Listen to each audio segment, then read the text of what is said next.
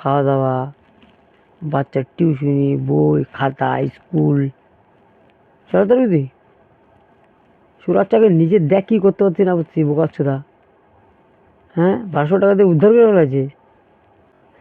এবার যেই চুদির ভাই লক্ষণের কথাটা বলবো না,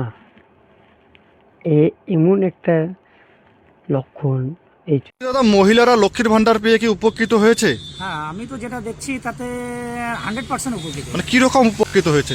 না, এটা লক্ষ্মীর ভাণ্ডারে দেখেন, একটা মহিলা সারাদিন হচ্ছে লোকের বাড়িতে কাজ করে হচ্ছে 150 টাকা ইনকাম করে, কিন্তু প্রতিনিয়ত তো কাজ পায় না। আর যার জন্য হচ্ছে মমতা ব্যানার্জি দেখেছে যে একটা গরিব মানুষ যদি মাসে 1200 টাকা পায় তাহলে অনেক কিছু চুদির ভাই লক্ষণ কিন্তু সবাই জানে কি, যদি আমাদের গ্রুপে আছে। এই যে মুখ থেকে যে ফুলটা ঝরাচ্ছে, টুটি চাটা মাল, তুই 1200 টাকা তোর ফ্যামিলি সংসার চালাতে পারবি? তোর তার স্বপ্ন থেকে যায় এবং অনেক কিছু হচ্ছে এই টাকা দিয়ে উনি হচ্ছে কেনাকাটা করতে পারবে মাসের শেষে। আপনার নাম? আমার নাম ওহিদুল হক। দাদা, বলছিলাম হচ্ছে লক্ষ্মীর ভান্ডার পেয়ে মহিলারা কতটা উপকৃত হয়েছে? হয়েছে, ভালো হয়েছে। মানে কিরকম উপকৃত হয়েছে? হয়েছে মোটামুটি। খাওয়া দাওয়া, বাচ্চার টিউশনি, বই, খাতা, স্কুল, সরকার বিধি সুরাচ্চাকে নিজে দেখ কি করতে পারছি না পারছি বোকাচ্ছুদা। হ্যাঁ, 1200 টাকা দিয়ে উদ্ধার করে ফেলেছে। ভালো হয়েছে। মানে কিরকম, তাও নিজেদের পকেট খরচা হচ্ছে?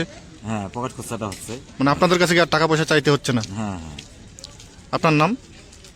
দিনেশ। বলছিলাম মহিলারা লক্ষ্মীর ভান্ডার পেয়ে কতটা উপকৃত হয়েছে? না, অনেকটাই উপকৃত হয়েছে। মানে কিরকম, মানে কিভাবে উপকৃত হয়েছে? হয়তো স্কুলের যাওয়া আসা খরচ হতো, বাচ্চা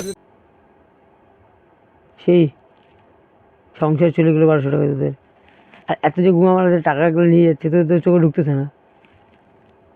যাকেই বলতেছে বাহ উন্নতি উন্নতি, লড়া উন্নতি, এত বছর পর তো একটা ভালো কাজ করলো যেখানে লাগাচ্ছে, ও ভাবছে আবার মনে বিজেপিকে ঠাপ্পা দিতে গেলে পরে মন্দির ফন্দির বানাতে হবে, তারপরে ইয়ে করতে হবে। আরে তোদের তো নির্লজ্জ ভাঞ্চত, লজ্জা নাই তোদের।